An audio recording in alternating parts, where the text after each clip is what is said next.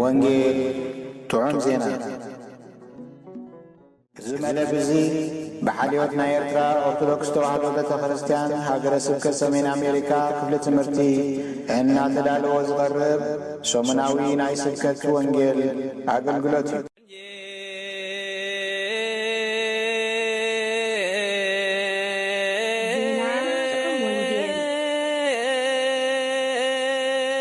ዜና ጥዑም ወንጌል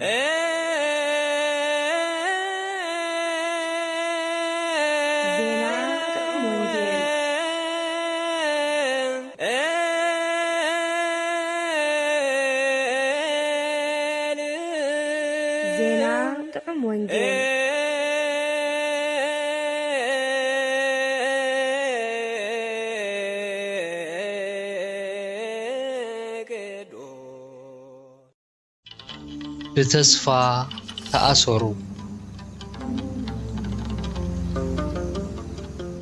ምስባክ ናይ ዝዕለት እዚ ኣቱም ደቂ ሰብ ክብረይስ ኮን ክሳዕ መዓስ እዩ ዝሓስር? ክሳዕ መዓስከ ንኾንትነት ትፈትዉ ሓሶት እውን ትደልዩ? እግዚኣብሔር ግና ነቲ ደገ ከም ዝሓረዮ ፍለጡ። እግዚኣብሔር ናብኡ እንተጠራዕኩ ይሰሚዕ እዩ። ነፍሰይ እውን ኣዝያ ተሸቢራ ንስኻኸ ወእግዚኣብሔር ክሳዕ መዓስ? ወእግዚኣብሔር ተመለስ፣ ንነፍሰይ ኣናግፋ፣ ምእንቲ ምሕረትካ ኣድሕነኒ። መዝሙር ዳዊት ምዕራፍ 4 ፍቕዲ 2 ክሳዕ 3 ምዕራፍ 6 ፍቕዲ 3 ክሳዕ 4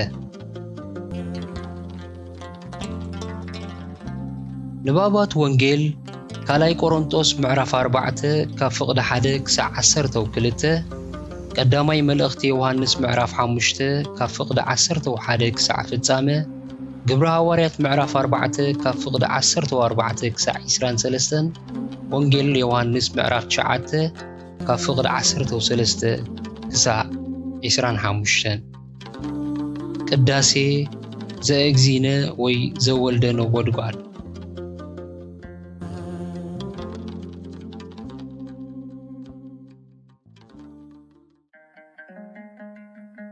ብስም አቦን ወድን መንፈስ ቅዱስን ሓደ አምላኽ ጸጋ ጎይታ ኢየሱስ ክርስቶስ ምስ ኩላትና ይኹን። ኣብ ኩሉ ኩርናዓት ዓለም ዘለኹም ህዝቢ አምላኽ እንሆ ብምሕረት ናይ እግዚአብሔር አምላኽና ናይ ሰሙን እዚ ተኻፈልቲ ወንጌል ጥዑም ዜና ክንከውን ስለ ዝበቃዕና ንእግዚአብሔር አምላኽና ምስጋና ይኹኖ። ብኩሉ ወገን ንጽቀት ግናኸ ኣይጸበናን እዩ፣ ንገብሮ ይጠፍኣና ገናኸ ተስፋ ኣይንቐብፅን ኢና። ንስጎብ ድሩብያት ግን ኣይኮናን፣ ይደፍኡና ገናኸ ኣይንጠፍእን ኢና። ካልኣይ ቆሮንጦስ ምዕራፍ 4 ፍቕዲ 8-9 እንሆ እዚ ዕለት እዚ ራብዓይ ሰንበት ናይ ዘመነ ኣስተምህሮን ካልኣይ ሰንበት ናይ ዘመነ ነቢያትን እዩ። ከም ስርዓት ቅድስቲ ቤተ ክርስቲያንና በአቆጻጽራ ግእዝ ካብ ሕዳር 27 ክሳዕ ታሕሳስ 3 ዘሎ ቅንያት ዘመነ መጻጉዕ ወይ ዘመነ ቀንዴል ተባሂሉ ይጽዋዕ። ከምኡ ዝተሰመየሉ ምኽንያት ከዓ ብዛዕባ ፈዋስነት ናይ ጎይታና ንኽስተንትንን ንኽነመስግንን ዝተሰርዓልና ግዜ ስለ ዝኾነ እዩ። ብመጻጉዕ ዝስመያ ኣብ ሓደ ዓመት ግእዝ 2 ሰናብትን ሰሙናትን ዘለዋና። እታ ቀዳመይቲ እዛ ዘለናያ ናይ ዘመነ ነቢያት ሰሙን ክትከውን ከላ ብዛዕባ ፍወሳ ናይቲ ብዕውር ዝተወልደ ሰብኣይን ንሱ ዘስዓቦ ክርክር ኣይሁድን ንመሃረለያ።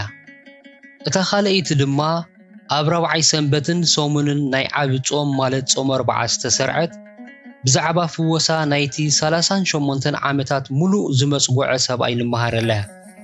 ኣብ ኣርባዕቲኡ ወንጌላት ንዝተገብረ ኩሉ ናይ ፍወሳ ተኣምራት ኣብ ሓደ ረፍዲ ክነንብቦ ስለ ዘይንኽእል ደኣ ሓደ ወካል ንባብ ተመሪጹልና እምበር እቲ ቀንዲ ክንመሃሮን ክነስተንትነሉን ዝድለይ ዘሎ ኣርእስትስ ፈዋስነት ናይ ጎይታናን መድሓኒናን ኢየሱስ ክርስቶስ እዩ።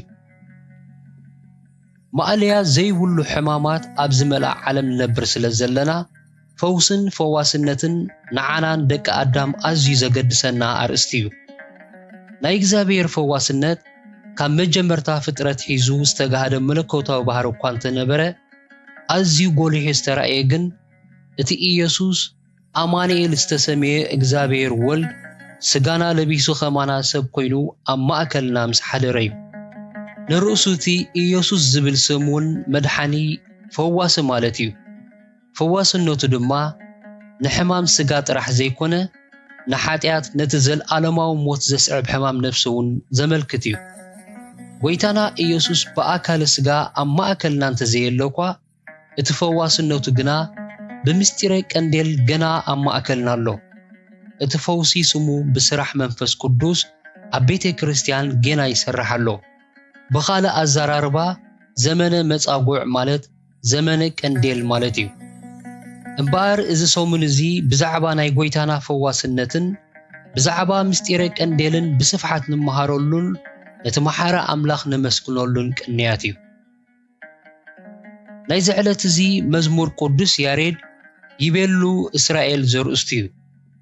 ነቲ ናይ ዝዕለት እዚ ንባብ ቅዱስ ወንጌል መሰረት ብምግባር ዝደረሶ መዝሙር እዩ። ትርጉም ትሕዝትኡ ድማ እስራኤል ብዕውሩ ዝተወልደ ብሰንበት ኣዒንቱ ዝተኸፍታ ሰብ ከም ዘሎ ኣይረኣናን ኣይሰማዕናን ይብሉ። ንሱ ካብ ኣምላኽ እንተዘይከውንሲ ከምዚ ኣይምገበረን ነይሩ። ንሳቶም ብዛዕባ እቲ ዘሕወየካ እንታይ ትብል በልዎ። ንሱ ከዓ እቲ ዘሕወየኒ ካብዚ ዝገድድ ከይረኽበካስ ኣይትንገር በለኒ በሎም። ብሰንበት ናብ ምድሪ ጡፍ በለ ጸምሪ ገበረ እሞ ዕውር ኣሕወየ። ሃሌሉያ ሃሌሉያ ሃሌሉያ። ሎሚ ፀሓይ ጽድቂ በሪቓትሎም እያ እሞ ጻድቃን ብብዙሕ ሰላም ይተሓጎሱ ማለት እዩ። ናይ ዝዕለት እዚ ኣርእስትናን ትምህርትናን ካብዚ ናይ ካልኣይ ቆሮንጦስ ምዕራፍ 4 ካብ ፍቕዲ 1 ክሳብ 12 ንባብና ዝተወስደ እዩ።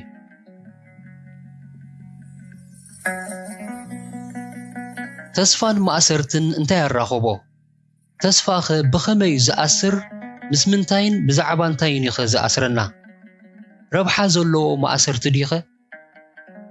ማእሰርቲ ዝብል ቃል ኣብ ኣእምሮ ሰብ ዘይምሹ ናይ ስጋኣት ስምዒት ዝፈጥር ቃል ምዃኑ ዘይካሓድ ሓቂ እዩ። እቲ ጽቡቕ ነገሮ ግን ምስቲ ኩሉ ሰብ ኩሉ ግዜ ክሰምዖ ዝደሊ ተስፋ ዝብል ሰናይ ቃል ተዛሚሉ ስለ ዝመፀ ጽቡቕን ኣርባሕን ማእሰርቲ ምዃኑ ድማ ክስወረና ኣይክእልን እዩ። ኣብቲ ማሕበራዊ ህይወትና ምእሳር ንረብሓ ኢልና ነዘውትረሉ ብዙሕ ንጥፈታት ኣሎ። ከይጠፍእ ዘስጋኣና እንስሳ ኣሲርና ንሕልዎ፣ ከይወድቕ ንፈርሆ ንብረት ኣብ መጽዓኛ ይኹን ኣብ ካልእ ጽቡቕ ጌርና ጠሚርና ንኣስሮ። ብመኪና ኾነ ብነፋሪት ክንጓዓዝ ከለና ንድሕነትና ክንብል ብመቐነት ርእስና ንኣስር ኢና። እምበር ተስፋ እውን ንመንፈሳዊ ድሕነትና ኣዝያ ኣገዳሲት መቐነት እያ። ኣብ ጉዕዞ ህይወት ኣብዛ ምድሪ እዚኣ ዘጋጥመና ዘናውፁ ማዕበላት ማእልያ የብሉን። ገሊኡ መንፈሳዊ፣ ገሊኡ ከዓ ስጋዊ እዩ። ገሊኡ ምድራዊ፣ ገሊኡ ድማ ሰማያዊ ጉዳያት እዩ። ዝደለዮ ዓይነት ማዕበል ይኹን ብዘይ ተስፋ ክስገር ዝኽእል ወልሓንቲ እኳ የለን። ብኻልእ ኣዘራርባ ተስፋ የለን ማለት ህይወት ኣብቂዑ ማለት እዩ። ከም ኩሉ ሰብ ብህይወት ምንባር ኣዝዩ ዘድልዮምን ዘገድሶምን ክንሶም ብኣሰቃቂ ኣገባብ ብገዛ ኣዳዎም ህይወቶም ዘጥፍኡ ሰባት እኮ እታ ምስ ህይወት ጠሚራን ኣሲራን ክተንብሮም ትቕል ተስፋ ስለ ዝሰኣኑ ዝወስድዎ ተካል ምርጫ እዩ። ኣጆኻ ክሓልፍ እዩ ዝበለፀ መዓልታት ይጽበየካ ኣሎ ዝብል ናይ ተስፋ ድምፂ እንተዝሰምዑ ነታ ዘፍቅሯ ህይወቶም ምናሓፍዋ ነይሮም። ብዘይ ቀል ዓለም ብዘይ ተስፋ ህይወት መርገም እምበር በረኸት ኣይኮነትን። ናይ ዝዕለት እዚ ኣርእስትና ካብቲ መንፈስ ቅዱስ ብባሪኡ ብነቢ ዘካርያስ ዝተዛረቦ ኣቱም ብተስፋ ዝተኣሰርኩም ናብቲ ዕርድኹም ተመለሱ፣ ኣነ በረኸትኪ ዕፅፊ ገይረ ከም ዝመልሰልኪ ሎሚ እውን እነግረክ ኣለኹ፣ ንዓኺ ድማ ብሳላ ደም ኪዳንኪ ነቶም እሱራትኪ ካብቲ ማይ ዘይብሉ ጉድጋድ ከውፅኦም እየ ዝብል ቃል ዝተወስደ እዩ። ትንቢት ዘካርያስ ምዕራፍ 9 ፍቕዲ 11-12። እዚ ንቤት እስራኤል ተዋሂቡ ዘሎ ድርብ ተስፋ ምስቲ ወሃቢ ተስፋ ዝኾነ ኣምላኽ ኣጽኒዑ ዝኣስር ግሩም ተስፋ እዩ። ኩሉ ተስፋ ድማ ምስ ኣምላኽ እዩ ዝኣስረና።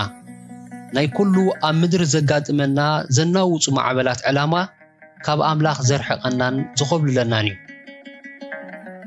ኣብ መጽሓፍ ቅዱስና ንተስፋ ኣመልኪቱ ካብ ዝተጻሕፉ ጥቕስታት ብዝበለጸ ዘረድኣናን ዘርግኣናን ጥቕሲ እቲ ኣብ መልእኽቲ ዕብራውያን ምዕራፍ 6 ካብ ፍቕዲ 8 ክሳብ 20 ዘሎ ንተስፋ ምስ መለቕ ናይ መርከብ ኣዛሚዱ ዝገልጽ ሃዋርያዊ ቃል እዩ። ህይወት ሰብ ኣብ ምድርን ህይወት መርከብ ኣብ ባሕርን ፈላሊኻ ክትርእዮ ክሳዕ ዘጸግም ኣዝዩ ተመሳሳሊ እዩ። እቲ ቐጢን ማያት ባሕርን ውቅያኖስን ክሕቆንን ክጋላበጥን ምስ ጀመረ መርከብን መርከበኛታትን ምስ ናይ ተጓዓሶም ዝረኽቦ መከራ ዝወዓለ ይንገርካ ኢልካ ክሕለፍ ጥራሕ እዩ ዝሓይሽ። ገለና ብዝረኣናዮ ተንቀሳቐሲ ፊልሚታት ገለ ኣምር ይህልወና ይኸውን።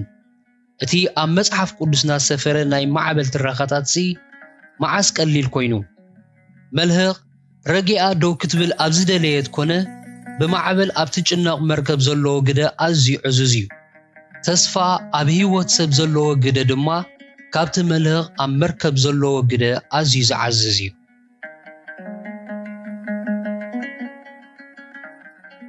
ምዝ ዘለናዮ ናይ ዘመነ መጻጉዕ ንኡስ ዘመን እዚ ኣርእስትና ዘለዎ ኣገዳስነት ብኸመይ ዝግለጽ? ኣብ ገዛ ርእስና ካብ ዝተሞከርናዮ ኾነ ኣብ ካልኦት ሰባት ካብ ዝተገንዘብናዮ ትዕዝብቲ ከም ንርድኦ ንህይወት ወዲ ሰብ ካብ ዘጨንቑ ሕሱማት ማዕበላት ሓደ ሕማም እዩ። ዘውርዶ ስቓይን ዝፈጥሮ ማሕበረ ቁጠባውን ማሕበረ ልቦናውን ጸቕጢ ወይ ነውፂ ቀሊል ኣይኮነን። ሞት ከስዕብ ዝኽእል ምዃኑ እውን ነቲ ማዕበላው ነውፁ ብዝኸፍአ ዘጋድዶ እዩ። ነዚ ዘናውፀና ማዕበል እዚ ብዓወት ክንሰጉሮ ዘኽእለና ዓብዪ መንፈሳዊ ሓይሊ ድማ ተስፋ እዩ። ብዛዕባ እቲ ዘጋጥመና ሕማም ኣብ ኣምላኽ ሙሉእ ተስፋ እንተዘይገበርና ብቐሊሉ ክሓዊ ብዝኽእል ሕማም ነዊሕ ክንሳቀይን ክንመውት እውን ንኽእል ኢና።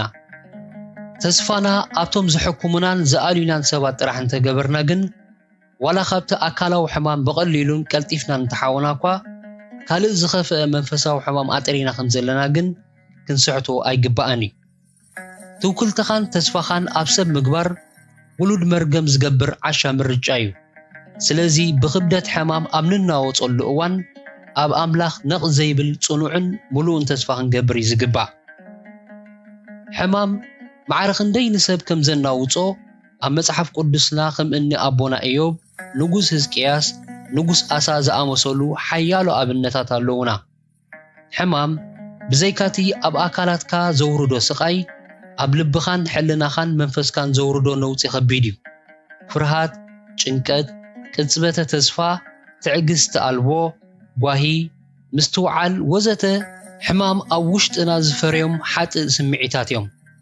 ነዚ ናይ ሕማም ፍረ ኸርሕቐልና ዝኽእል እቲ ብጽኑዕ ተስፋ ንነፍሱ ዘለምለመ ሰብ ጥራሕ እዩ። ንጉስ ሕዝቅያስ ክመውት ምዃኑ ብዛዕባ ሓዳሩን መንግስቱን ክላቦ ምስ ተነግሮ ኣዝዩ ሰንበደ። እንተኾነ ተስፍኡ ኣብ ኣምላኽ ዝገበረ ለባምን ብልህን ሰብ ስለ ዝነበረ ብመሪር በብኸያት ዝተሰነየ ጸሎት ኣቕረበ።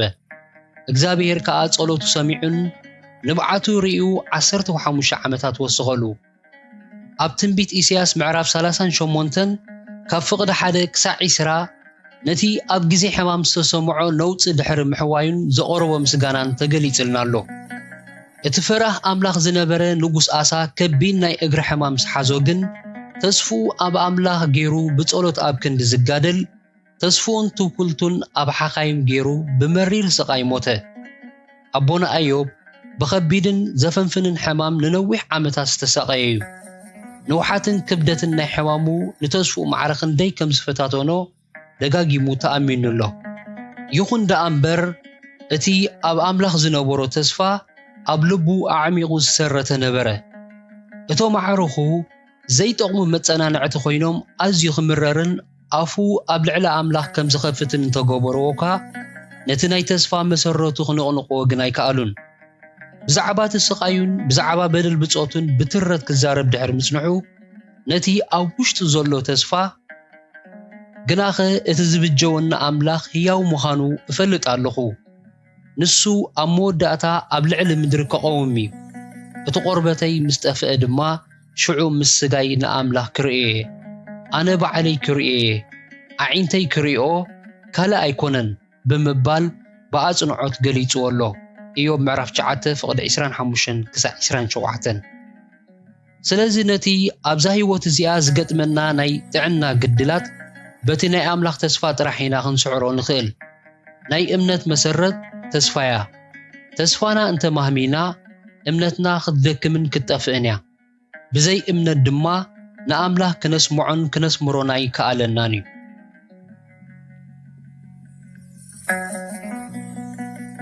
ክሳዕ መዓሲና ተስፋ ክንገብር ዝግባአና ካብዚ ንዳሓር ተስፋ ምግባር ኣይከኣልን ወይ ኣየድልን እዩ ዝበሃሉሉ ደረት ኣለዎ ድዩ ተስፋ ደረት የብላን ንተስፋ ደረት ኣለዋ እንተኢልና ንናይ እግዚአብሔር ከኣልነት ደረት ኣለዎ ንብል ኣለና ማለት እዩ ምክንያቱ ተስፋ ንገብረሉ ኣብ ኣምላኽ እዩ ተስፋ ቀቢፀ ምባል ንኣምላኽ ቀቢፀዮ ማለት እዩ ሰብ ክገብሮ ዝኽእል ዝኸበደ ሓጢኣት ከዓ ንኣምላኽ መቕባፅ እዩ ናብ ናይ ኣምላኽ መንነት ዘድሃበ ናይ ድፍረት ሓጢኣት ድማ እዩ ዋላ ተስፋና ከይተፈፀመ እንተዝተርፍ እኳ ኣምላኽ ክቕበፅ ኣይግብኦን እዩ ምክንያቱ ፈቃዱ ስለ ዘይኮነ ዳ እምበር ምኻል ስለ ዝሰኣነ ወይ እምብዛ ስለ ዝጨከነ ኣይኮነን በዚ ፀጋዚ ካብ ዝተመስከረሎም ቅዱሳን ሓደ ኣቦና አብርሃም እዩ እቲ ዝተዋህቦ ተስፋ ድማ ውሉድ ናይ ምርካብ ተስፋ እዩ እዚ ተስፋ ዝወሃቦ ከሎ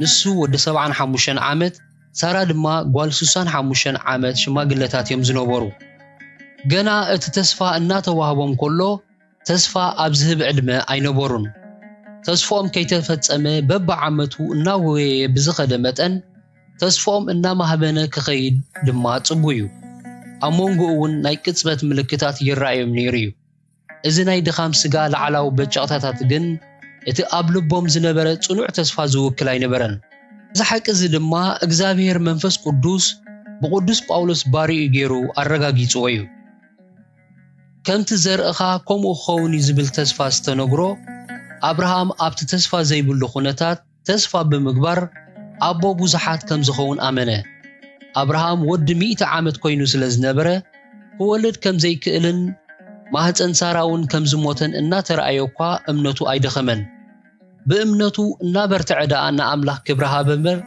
በቲ ኣምላኽ ዝሃቦ ተስፋ ኣይተጠራጠረን ኣምላኽ ነቲ ዝሃቦ ተስፋ ክፍጽሞ ከም ዝኽእል ኣጸቢቑ ተረዲኡ ነበረ ስለዚ ድማ እምነቱ ንጽድቂ ተቆጽረሉ ሮሜ 4:18-22 ካልኣይ ትርጉም ተስፋ ዘለዎ ኩነታት እናረኣኻ ተስፋ ምግባር እሞ ብኩሉ ሰብ ዋላቲ በኣምላኽ ዘይእመን ሰብ እውን ይከኣሎ እዩ ጓል 20 ዓመት ጎርዞ እናረኣኻ እዚኣ ናይ ምውላድ ተስፋ ኣለዋ ኢልካ ምትስፋው ተስፈኛ ኣየስምየካን እዩ ኣሽንኳይ ንጓል 9 ዓመት ናብ 50 ዓመት ንዝተጸጋግዐት ሰበይቲ ክትወልድ ትኽእል ያልካ ተስፋ ምግባር ግን ሓቀኛ ተስፍውነት እዩ ጸሎሎ ዝመስል ደበና ኣብ ልዕሊኻ ተንጠልጢሉ ክነጉድ እናሰማዕኻ በርቂ ብዘሰንብድ ድምፂ ክበርቕ እናረኣኻ ምትስፋው ዘይኮነስ ደበና ይኹን ጥሉል ንፋስ ኣብ ዘይብሉ ወቕቲ እግዚአብሔር ንጸሎት ሰሚዑ ከም ዘዝንብ ተተስፊኻ ብእምነት ምምህላል ግን ንኣምላኽ ዘኽብር ግብራው ተስፋ እዩ ኣብ ዘመነ ሙሴ ዝነበረ ህዝቢ እስራኤል ተስፋ ምግባርን እምነት ዝበሃል ነገር ዘይፈልጥን ዘይርከቦን ህዝቢ ምንባሩ ጉሩም ገይሩ ተተሪኽልና ኣሎ እታ ዝለዓለት ክእለቶም ኣብ ልዕሊ ሙሴን ኣምላኽን ምጉርምራም ጥራሕ እያ ኣብ ታሪኽ ዘይድገም ፍሉይ ተኣምራት እናረኣኻ እኳ እዚ ድኻሞም እዚ ፈጺሙ ክፍወስ ኣይከኣለን ገለ ጸገም ብዘጋጠሞ መጠን ኣምላኽ ንቐትለናዩ ካብ ግብፂ ዘውፅኣና ዝብል ሓሳብ ጥራሕ የናውጾም ነበረ ኣብ ገማግም ቀይሕ ባሕሪ በፂሖም በየናይና ክንሓልፍ እናበሉ ከለዉ እቲ ጨካን ፈርዖን ምስ ሰራዊቱ ናብ ኣታቶም ገጹ ክግስግስ ምስ ረኣይዎ ነፍሶም ብጭንቀት ተናወፀት ናይ ተስፋ ኣሰር እኳ ኣብ ውሽጦም ስለ ዘይነበሮም ድማ እቲ ጭንቀቶም መግድቲ ወይ ደረት ዘይብሉ ክኸውን ናይ ግድን እዩ ተስፋ ዝህብ ኩነታት ኣይነበረን እቲ ተስፈኛ ሙሴ ግን ዓብ ናይ እምነት ቃል ተዛሪቡ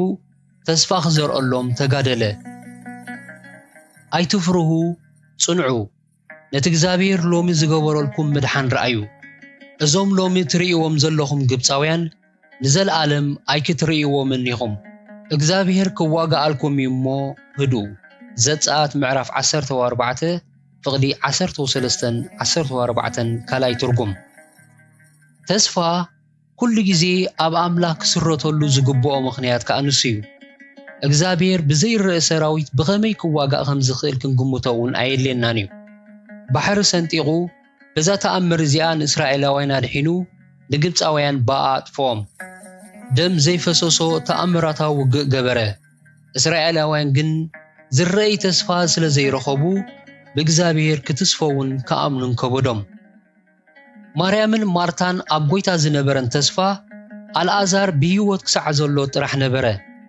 ምስ ሞተ ግን ተስፋአን እውን ምስኡ ሞተ ካብ ዝሞት ራብዕቲ ዝገበረ እሞ ዝበስበሰ ሬሳ ክትንስእ ይኽእል እዩ ዝብል ተስፋ ኣይጸንሐንን እቲ ኸኣል ኩሉ ጎይታ ክትንስኡ እናበለን እኳ ክትስፈዋን ከኣምናን ተሸገራ ተስፋ ዝገብር በቲ ኸኣል ኩሉ ጎይታ እምበር ብኽብደት ኩነታት ክኸውን ኣይግባእን እዩ ምኽንያቱ ንኣምላኽ ዝዓብዮን ዝኸብዶን ኩነታት የልቦን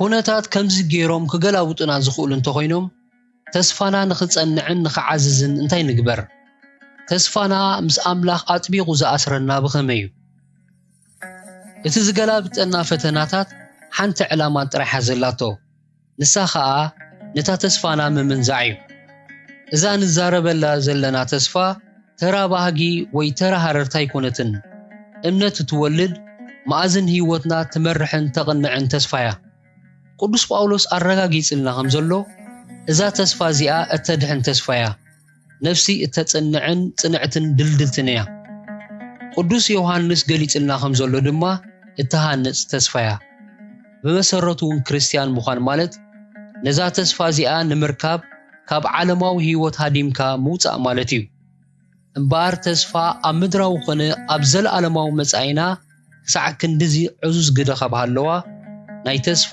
ኣተሓሓዛ ክነጸብቕ ናይ ግድን እዩ ናይ ብሉይ ኪዳን ኮነ ናይ ሓድሽ ኪዳን ቅዱሳን እውን ንኣዮም ዝመዓዱና እቲ ብተስፋ ዝተዓወተ ቅዱስ ዳዊት ብእግዚአብሔር ተተስፈው በርትዕ ልብኻ ቀጥ ይበል ኣጆኻ እወ ብእግዚአብሔር ተስፋ ግበር ኣቱም ብእግዚአብሔር ተስፋ ትገብሩ ኩልኹም በርትዑ ልብኹምን ይጽናዕ ብምባል ምዒድና ኣሎ መዝሙር 27 ፍቕዲ 14 ምዕራፍ 31 ፍቕዲ 24 ብዛዕባ ተስፉ ብርታዕን ጽንዓትን ዘይብሉ ልቢ ይቕለል ይኽበድ ዝመጽእ ህበቡላን ንፋስን እዩ ንተስፉ ዝምንጥሎ ማዕበል ዘጨንቆ መርከበኛታትን ተጓዓዝትን ዓቕሎም ምስ ጸበቦም ንኹሉ እቲ ጽቡቕን ዘርበሖም ንብረት እናልዓሉ ናብቲ ባሕረዮም ዝድርብይዎ ኣብ ናይ ቀደም ታሪኽን ኣብ ናይ ሎሚ ዜናታትን ከም ንሰምዖ ሰብ ኣልዒሎም